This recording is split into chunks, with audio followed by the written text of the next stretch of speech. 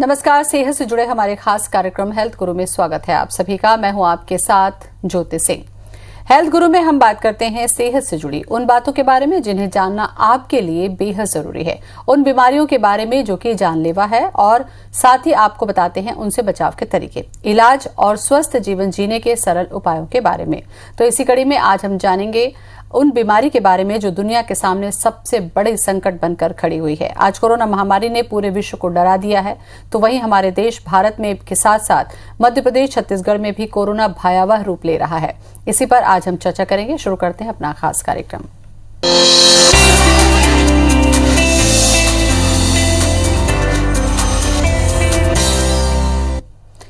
Corona महामारी में hospitals की भूमिका बहुत अहम है, क्योंकि लोगों को यही लग रहा है कि अगर स्थिति खराब होती है हॉस्पिटल में, अगर वो एडमिट होते हैं तो वो रिकवर करेंगे और जल्द से जल्द ठीक हो जाएंगे। इसी पर आज हम चर्चा करेंगे। हमारे साथ रामकृष्ण केयर हॉस्पिटल के डायरेक्टर डॉक्टर संदीप दवे हमारे साथ में जुड़ चुके हैं। डॉक्टर साहब, बहुत बहुत स्वागत है आपका।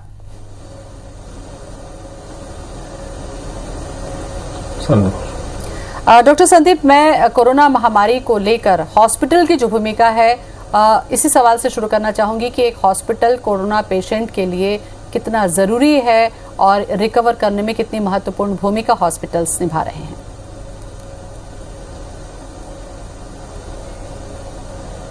देखिए, हॉस्पिटल की जो जरूरत पड़ रही है वो करीब करीब 10% मरीजों को जरूरत पड़ती है हॉस्पिटल्स की। जी बोलें। और ये जरूरत उन मरीजों को ज्यादा पड़ रही है जो कि जिनकी ऑक्सीजन सैचुरेशन 90% से कम या 94% से कम है, या जिनको दूसरी गंभीर बीमारियां चाहे जैसे ब्लड प्रेशर, शुगर या हार्ट की बीमारियां या स्ट्रोक की बीमारियां या कोई और गंभीर बीमारी है, उन्हीं को इस प्रकार के अस्पताल में भर्ती करने की आवश्यकता पड़ती है।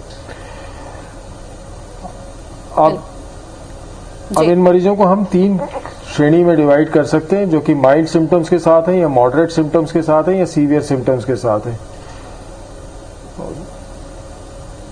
मॉडरेट सिम्टम्स के साथ जो मरीज आते हैं उनको ऑक्सीजन की जरूरत पड़ती है, और 2 से 4 लीटर ऑक्सीजन या कभी कभी 10 से 15 लीटर ऑक्सीजन की भी जरूरत पड़ती है।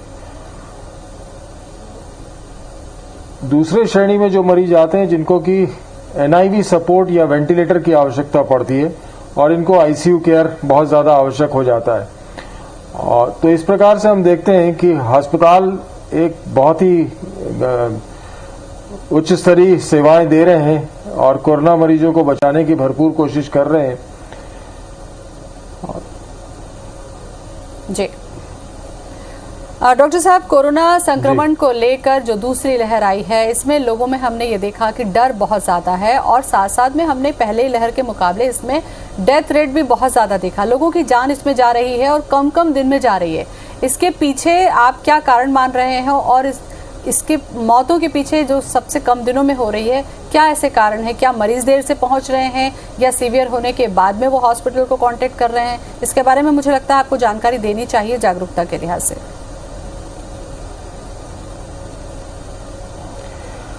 देखिए, मैं ये नहीं बोलूंगा कि मरीजों में जागरूकता की कमी है। मरीज डेफिनेटली पहली लहर के बाद में काफी जागरूक हो गए थे, और लोगों को समझ में आने लगा था कि इस बीमारी में अगर हम देरी करेंगे तो हमारा नुकसान ही होगा। तो वायरस का जो म्यूटेशन हुआ है, और उस म्यूटेशन के कारण इस बार जो वायरस का अटैक है वो मरीजों में शुरुआत से ही ऑक्सीजन की रिक्वायरमेंट बना रहा है। मरीजों को शुरू से ही ऑक्सीजन की जरूरत पड़ रही है, और अगर मरीज समय पर अस्पताल नहीं पहुंचता है तो कहीं ना कहीं उसकी बीमारी और लंग्स इतने ज्यादा डैमेज हो चुके रहते हैं कि उसको वेंटिलेटर पर लेना पड़ता है। और जो मरीज वेंटिलेटर पर कम लोगों को हम बचा पा रहे हैं। तो अगर समय पर मरीज नहीं पहुंच रहा है, म्यूटेशन हो चुका है वायरस का, और अगर समय पर नहीं पहुंच रहा है तो मरीज का सबसे बड़ा नुकसान हो रहा है। दूसरा जो हुआ कि इस बार जो सिम्टम्स थे वो थोड़े से डिफरेंट थे।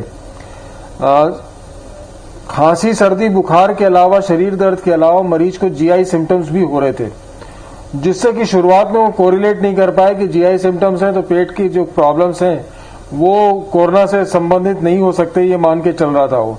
जबकि वो पेट से संबंधित जो शिकायतें थी वो भी कोरोना से कहीं ना कहीं लिंक्ड थी। तो इस प्रकार से अगर हम देखते हैं कि मरीज अस्पताल में जब पहुंच रहा है तो उसको ऑक्सीजन की रिक्वायरमेंट बहुत ज्यादा है। और दूसरा जो प्रॉब्लम हम जो देख रहे हैं इस बार की बीमारियों में कि थ्रोम्बोएम्बोलिक फिनोमिना बहुत ज्यादा हो रहा है और उसके कारण से उसको हार्ट अटैक या स्ट्रोक बहुत ज्यादा लोगों में पाया जा रहा है और हार्ट अटैक सबसे ज्यादा पाया जा रहा है। और ये हार्ट अटैक हमेशा कई बार प्राण लेने वाला हो रहा है, प्राण घातक हो रहा है। तो दोनों ही चीजें हैं। इस वायरस के म्यूटेशन के कारण हम एक सीवियर फॉर्म ऑफ डिजीज को देख रहे हैं।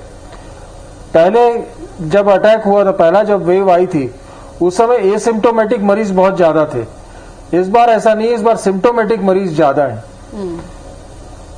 जी, ये जो आपने बताया डॉक्टर साहब कि लक्षण भी थोड़े से बदले हैं पिछली बार की तुलना में और इस बार लक्षण वाले ही मरीज ज्यादा मिले हैं। यहाँ पर शुरुआती जो ध्यान देने की जरूरत है, क्योंकि सबसे ज्यादा, आप सुन पा रहे हैं मुझे डॉक्टर साहब? इको हो रहा है थोड़ा सा। ठीक है। ठीक। इस बार जो लक्षण वाले जो मरीज आ रहे हैं डॉक्टर साहब, उसमें क्या ये समझें कि उनको जैसे ही सर्दी खांसी बुखार या दूसरे लक्षण आ रहे हैं, उन्हें सबसे पहला स्टेप क्या करना चाहिए? क्योंकि कुछ लोगों ने खुद से ही दवा लेकर जांच कराने में देरी कर रहे हैं या ये समझ रहे हैं कि पॉजिटिव तो हम ही हैं ही, हमें जांच कराने की क्या जरूरत है, जो मेडिसिन प्रेस्क्राइब है हम वही खा लेते हैं। इन सब चीजों को लेकर आप क्या कहना चाहेंगे, क्योंकि काफी खतरनाक हो रही है स्थितियां?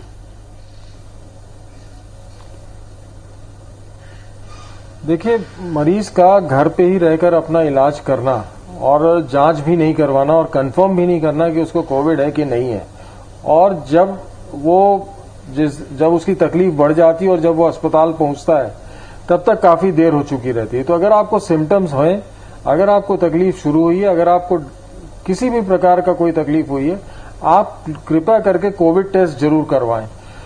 सीटी स्कैन उतना ज्यादा जरूरी नहीं है, बाकी इन्फ्लेमेटरी मार्कर्स उतने ज्यादा जरूरी नहीं, जितना जरूरी ये है कि आपको कोविड है कि नहीं है ये जानना। इसलिए कोविड टेस्ट या तो आरटीपीसीआर टेस्ट या रैपिड एंटीजन टेस्ट, ये दोनों में से कोई एक टेस्ट करवाना ज्यादा आवश्यक है, जिससे कि आपको जान सके कि कोविड है कि नहीं है। दूसरी चीज, आपको एक चीज और जो इस बार देखने में आ रही है कि कुछ लोगों में आरटीपीसीआर निगेटिव होने के बावजूद उनको कोविड के सिम्टम्स हैं। अगर आपको कोविड के सिम्टम्स हैं तो कृपया करके पहले आप अपने मन से दवाई मत लें, अस्पताल में या किसी डॉक्टर के संपर्क में जरूर आएं, उसको अपनी तकलीफ बताएं, उसको अपना ऑक्सीजन सैचुरेशन बताएं, उसको अपने फीवर की रेंज बताएं।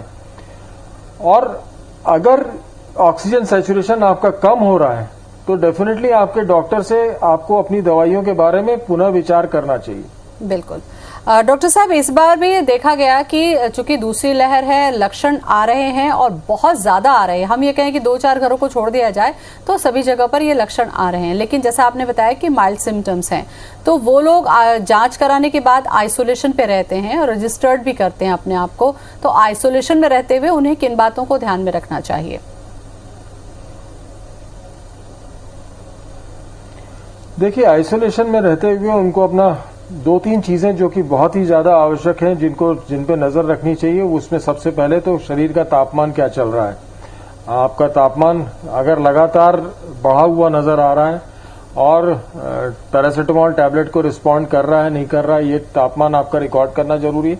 दूसरा जो महत्वपूर्ण और सबसे ज्यादा महत्वपूर्ण है वो ये है कि आप अपने ऑक्सीजन सैचुरेशन को पल्स ऑक्सीमीटर के द्वारा लगातार नापते रहें। हर घंटे 2 घंटे में आपको अपना पल्स ऑक्सीमीटर के द्वारा ऑक्सीजन सैचुरेशन देखना चाहिए।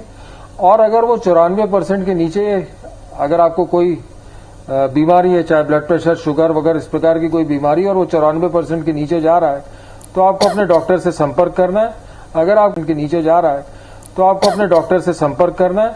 अगर आपको कोई बीमारी नहीं है और वो 90% से नीचे जा रहा है तो आपको तुरंत डॉक्टर से संपर्क करना है। तीसरी चीज जो आप कर सकते हैं वो ये है कि आप एक 6 मिनट्स वॉक है, 6 मिनट के जो चलने का बोलते हैं, वो चल के देखें और उस दौरान आपका ऑक्सीजन सैचुरेशन कम होता है कि स्थिर रहता है, ये भी नोट करें। तो ये 3 चीजों पर आपको ध्यान रखना है। चौथी चीज, होम आइसोलेशन के दौरान आपको जो करनी है वो सांस की कसरत करनी है, योगा या प्राणायाम कर सकते हैं, और जो कर सकते हैं आप आप बीच बीच में अवेक प्रोन वेंटिलेशन जो बोलते हैं कि आप पलट के सोएं, आप छाती और पेट के बल पे 2 तकिए छाती और पेट के नीचे रख के आप 15-15, 20-20 मिनट हर घंटे में इस प्रकार से सोएंगे तो आपका ऑक्सीजन सैचुरेशन भी इंप्रूव होगा। बिल्कुल। डॉक्टर साहब, जैसा कि आपने बताया कि होम आइसोलेशन पे है, मान लीजिए ऑक्सीजन का जो सैचुरेशन है वो कम हो रहा है, तो डॉक्टर के गाइडलाइन पर घर पर रहकर भी इंतजाम किया जा सकता है, क्योंकि कई केस में देखा गया कि लोग हड़बड़ाकर हॉस्पिटल की तरफ भागते हैं, कहीं बेड नहीं मिला और इस चक्कर में लगातार डाउन होता जाता है, तो इसका भी क्या नुकसान मरीज के शरीर पर पड़ता है? देखिए, सबसे पहले तो आपको रीचेक करने की जरूरत है। अगर आपका ऑक्सीजन सैचुरेशन कम हुआ है तो अपने पल्स ऑक्सीमीटर को चेक करें कि वो सही है कि नहीं है, और एक आध दूसरा पल्स ऑक्सीमीटर से फिर से चेक करिए कि आपका ऑक्सीजन सैचुरेशन वाकई कम हो रहा है कि नहीं हो रहा है। एक तो पैनिक अटैक हो जाता है कि ऑक्सीजन सैचुरेशन कम हो गया, तुरंत अस्पताल की तरफ दौड़ें। दूसरी चीज, आपको जब तक के कोई इंतजाम नहीं हो रहा है, आप प्रोन वेंटिलेशन, जैसे मैंने बताया कि अवेक प्रोनिंग जो आपको है कि आप पलट के सो के देखें कि आपका ऑक्सीजन सैचुरेशन इंप्रूव हुआ कि नहीं। इन सब चीजों से आपको थोड़ा सा समय मिल जाता है और आप एक अस्पताल के संपर्क में जितने जल्दी आ सकते हैं आएं, और जहां पर भी आपको बिस्तर मिलता है वहां पर आप तुरंत पहुंच जाएं और अपना इलाज अस्पताल के हिसाब के और अस्पताल के डॉक्टरों के हिसाब से अपना शुरू करवाएं। बिल्कुल। डेफिनेटली अगर ऑक्सीजन सैचुरेशन आपका कम हो रहा है तो ये कोशिश ना करें कि ऑक्सीजन घर में ही लगाकर या ऑक्सीजन कंसंट्रेटर घर में लगाकर आप अपना इलाज शुरू करें, क्योंकि ये पहला वार्निंग साइन आपको मिल चुका है कि आपको कहीं ना कहीं अस्पताल में भर्ती होने की आवश्यकता है या चिकित्सक के आपको संपर्क में आने की आवश्यकता है। बिल्कुल। डॉक्टर साहब, अगर 7 से 8 दिन बुखार लोगों को रह रहा है और उसके बाद भी वो कम नहीं हो रहा है, तो लोग, जैसा कि मैंने आपसे पहले भी कहा कि खुद से ही जागरूक होकर ये कर रहे हैं, तो खुद से ही जाकर वो सिटी स्कैन करवा रहे हैं, खुद से ही जाकर वो एक्सरे करवा ले रहे हैं, तो क्या इनका कोई पर्टिकुलर समय होता है तब डॉक्टर की गाइडलाइन में ही करा लेना चाहिए? क्योंकि हमने ये देखा है कि सिटी स्कैन का नुकसान भी होता है, क्या सावधानी रखनी चाहिए? देखिए, हर जांच की आवश्यकता तुरंत नहीं है। आपको बुखार आया, आपको तकलीफ शुरू हुई और आप दूसरे ही दिन जाके अपने सब इन्फ्लेमेटरी मार्कर्स और सीटी स्कैन करवा ले रहे हैं, तो ये गलत है, क्योंकि शुरुआत के 4-5 दिन इनका कोई रोल नहीं है, 1 हफ्ते तक के कोई रोल नहीं है। अगर आपको लगातार बुखार बना हुआ है, अगर आपका ऑक्सीजन सैचुरेशन कम हो रहा है, तो ही आपको ये टेस्ट की जरूरत है।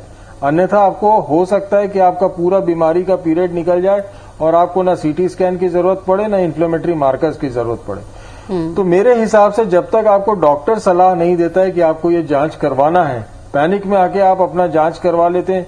आपको कोई सीटी स्कोर बता दिया जाता है, आप घबरा जाते हैं कि मेरा सीटी स्कोर 10 है, 15 है, और आप घबराहट में इधर उधर पैनिक में अपना इलाज कुछ भी शुरू कर देते हैं। आप स्टेरॉयड लेना शुरू कर देते हैं, जो कि किसी भी तरीके से वाजिब नहीं है कि आप पहले हफ्ते में ही स्टेरॉयड शुरू कर दें।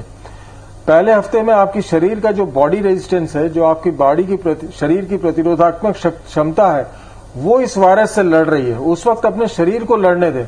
उस वक्त आपको सिंपल पैरासीटामोल टैबलेट ही बहुत ज्यादा, उससे ज्यादा आपको किसी भी टैबलेट की आवश्यकता नहीं है। आपको बुखार है तो पैरासीटामोल टैबलेट लीजिए, उसके अलावा आपको कोई दवा की, जहां तक 90-95% केसेस में आपको किसी दूसरी दवा की जरूरत नहीं पड़ेगी।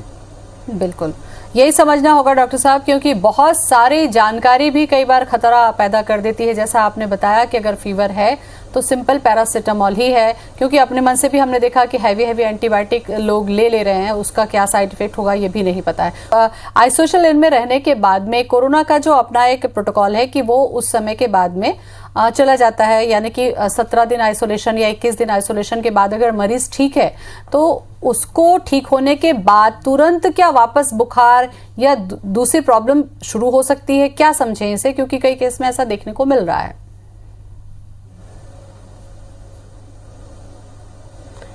देखिए, कहीं ना कहीं इस बीमारी के अटैक के बाद में, इस वायरस के अटैक के बाद में, आप जब आइसोलेशन से हटते हैं तो आपकी इम्यूनिटी लेवल कम होती है और सेकेंडरी इन्फेक्शंस होने के चांसेस आपको रहते हैं।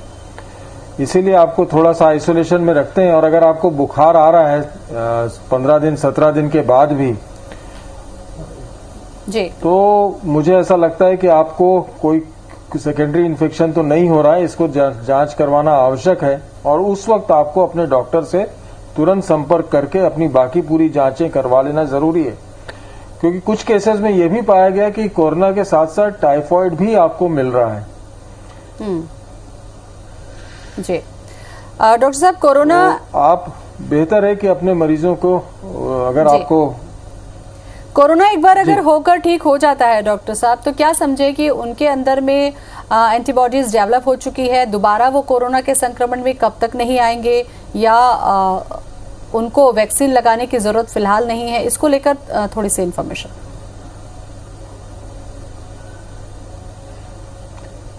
देखिए, ये विभिन्न प्रकार की भ्रांतियां इस वक्त चल रही हैं। बीमारी को अभी सिर्फ 1 साल हुआ है और बहुत ज्यादा रिजल्ट्स या बहुत ज्यादा डॉक्यूमेंटेशन इसके बारे में नहीं है। कई सारे ऐसे मरीज देखे गए हैं जिनको एक बार कोरोना इन्फेक्शन हुआ, उनको दोबारा भी कोरोना इन्फेक्शन हुआ है। तो एंटीबॉडी लेवल कुछ लोगों में हमने देखा कि बहुत अच्छी बन गई है और कुछ लोगों में ये पाया कि एंटीबॉडी बिल्कुल भी नहीं बनी है। तो इसके बारे में कह पाना बहुत मुश्किल है कि जिसको कोरोना का इन्फेक्शन हुआ है एक बार, उसको दोबारा नहीं होगा, दोबारा भी हो रहा है। जहां तक रह गया सवाल वैक्सीन लगवाने का, तो कोरोना इन्फेक्शन होने के बाद में, उसके ठीक होने के बाद कम से कम 4 से 6 हफ्ते बाद ही आपको वैक्सीन लगवाना चाहिए, उसके पहले नहीं लगवाना चाहिए। जी, अब कोरोना वैक्सीन को लेकर भी डॉक्टर साहब सवाल हम कर लें, क्योंकि टीकाकरण अभियान चल रहा है। अब 18 से ज्यादा उम्र वालों को भी टीकाकरण शुरू हो चुका है।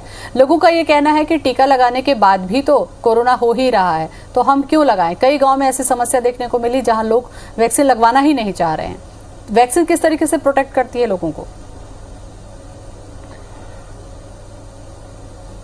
देखिए, ये बहुत ही प्रूव हो चुका है अब कि वैक्सीन डेफिनेटली, और जितने भी लोगों को वैक्सीन लगी थी और जिनको कोरोना इन्फेक्शन हुआ, उनमें ये बहुत ही माइल्ड डिजीज थी, बहुत ही कम उसमें खराबी फेफड़ों में की और मरीज 3 या 4 दिन के बुखार के बाद में ठीक हो चुका है। तो इसका जो संक्रमण है, जो सीवियरिटी ऑफ द डिजीज है, वो बहुत माइल्ड रही, बहुत सीवियर डिजीज नहीं हो रही है कोरोना वैक्सीन लगाने से। तो कोरोना वैक्सीन लगाने से फायदा ही होना है, आपको नुकसान नहीं होना है। वैक्सीन जरूर लगवाएं। आपका नंबर आते ही आप अपने आप को वैक्सीन लगा लेते हैं तो डेफिनेटली आपको फायदा ही होना है, नुकसान नहीं होना है। बिल्कुल, और दोनों डोज की जरूरत भी जरूरी है डॉक्टर साहब, क्योंकि कई केस में यह भी मिल रहा है कि उन्होंने एक डोज लगवा लिया और दूसरा डोज खतरनाक होगा या ज्यादा पेनफुल होगा या नहीं लगवाना। ऐसी बहुत सारी भ्रांति है। मुझे लगता है इसको आप दूर करें ताकि लोगों में एक जागरूकता आए। देखिए, कोई भी वैक्सीन, हम पहले भी जो भी वैक्सीन लगती थी, कोई भी वैक्सीन अगर हम लगाते हैं तो उसका एक माइल्ड रिएक्शन शुरुआत में होता है। आपको बदन दर्द हो सकता है, आपको बुखार हो सकता है, जो 1 या 2 दिन में ठीक हो जाता है, या उस जगह पे जहां पर इंजेक्शन लगा है उस जगह पे सूजन आ सकती है। इसके अलावा कोई दूसरी चीज आपको वैक्सीन लगाने से नहीं होती है और वैक्सीन लाभकारी है। वैक्सीन से कोई अहित नहीं होना है। आपको पोलियो से लेकर, डिप्थीरिया से लेकर जितनी भी वैक्सीन आज की तारीख में बनी है, वो सब हेपेटाइटिस की वैक्सीन हो, सब वैक्सीनों से आपको शरीर में एक प्रतिरोधात्मक क्षमता बढ़ती है, लड़ने की क्षमता बढ़ती है, आप उस बीमारी से बेहतर तरीके से लड़ सकते हैं। तो वैक्सीन आपको फायदा ही पहुंचाने के लिए, इसके साथ में जुड़े हुए जो कि आपको कोरोना बहुत सीवियर हो जाएगा या आपको हार्ट अटैक हो जाएगा, ये सब भ्रांतियां हैं। इन सब चीजों से बेहतर है कि बचा जाए और वैक्सीन जितने से ज्यादा लोगों को आप लगेगी, उतना ही हमको फायदा होगा और उतनी ही जल्दी हम कोरोना को हरा पाएंगे। डॉक्टर साहब, कोरोना की दूसरी लहर में 2 प्रकार की चीजें देखने को मिली। एक वो लोग थे जो बहुत ज्यादा डरे हुए हैं, दूसरे वो लोग हैं जो बिल्कुल नहीं डरते। जो बिल्कुल नहीं डरते हैं वो घर पर हैं और जो बहुत ज्यादा डरे हैं, उनको सिम्टम कम है, वो भी हॉस्पिटल पहुंच रहे हैं। ऐसे में क्या सलाह देंगे? क्योंकि लोगों में ये भी भ्रांति है कि जो लोग हॉस्पिटल पहुंच रहे हैं वो बच नहीं रहे, इसलिए आप आइसोलेशन पे रहिए, मेडिसिन खाइए और आप ठीक हो जाएंगे। मुझे लगता है इस भ्रम को भी दूर करने की जरूरत होगी। देखिए, हॉस्पिटल एडमिशंस किनको जरूरी है, ये मैंने बहुत शुरुआत में ही आपको क्लियर किया कि जिनका सैचुरेशन 94% या 90% से कम हो रहा है, उनको अस्पताल में भर्ती आवश्यक है। जिनका बुखार नहीं सेटल हो रहा है या जिनको कोई दूसरी बीमारी है, चाहे ब्लड प्रेशर, शुगर या हार्ट की कोई बीमारी है या कैंसर की बीमारी है, या उनको ट्रांसप्लांट हुआ है, उनको अस्पताल में भर्ती होने की आवश्यकता है। बाकी 90 से 92% लोग घर में रह के भी ठीक हो सकते हैं। जो अस्पताल में भर्ती हो रहे हैं, ऐसा नहीं कि जो वेंटिलेटर पे जा रहे हैं वो ठीक नहीं हो रहे हैं। मेरे खुद के अस्पताल में 10 मरीज ऐसे हैं, 10 से 15 मरीज ऐसे अभी तक के ठीक हो चुके हैं जिनको कि वेंटिलेटर पे थे और जो वेंटिलेटर से बाहर अभी निकल चुके हैं और ठीक हो चुके हैं। तो अस्पताल आने से घबराएं ना, अस्पताल में भी आपका इलाज हो रहा है और अस्पताल आने वाले में अगर 100 मरीज अस्पताल में आ रहे हैं तो उसमें से 95 लोग ठीक हो जा रहे हैं। 5 लोगों को हम शायद नहीं बचा पा रहे हैं, मतलब 5% से भी कम की मॉर्टेलिटी मैं बोलूंगा, 1% या 2%। पर क्योंकि अस्पताल में आने वाले लोगों की संख्या जो रहती है वो हमेशा गंभीर मरीज ही ज्यादा रहते हैं, उसमें से भी अगर 95-96% मरीज बच जा रहे हैं तो मैं नहीं समझता कि ये कोई बहुत खराब दर है। लोगों को अस्पताल आने से घबराना नहीं चाहिए, डरना नहीं चाहिए। अस्पताल आने, अगर आपको तकलीफ है, अगर आपको लग रहा है कि आपको बीमारी आपकी गंभीर रूप ले रही है, आपको अस्पताल तुरंत आना चाहिए। बिल्कुल, बजाय इसके कि घर पे रहकर इंतजार करें और बीमारी की गंभीरता को बढ़ाएं, जरूरत है कि आप हॉस्पिटल और डॉक्टर से कंसल्ट जरूर करें। काफी अहम जानकारी डॉक्टर संदीप दवे आपने दी, बहुत बहुत शुक्रिया आपका। धन्यवाद।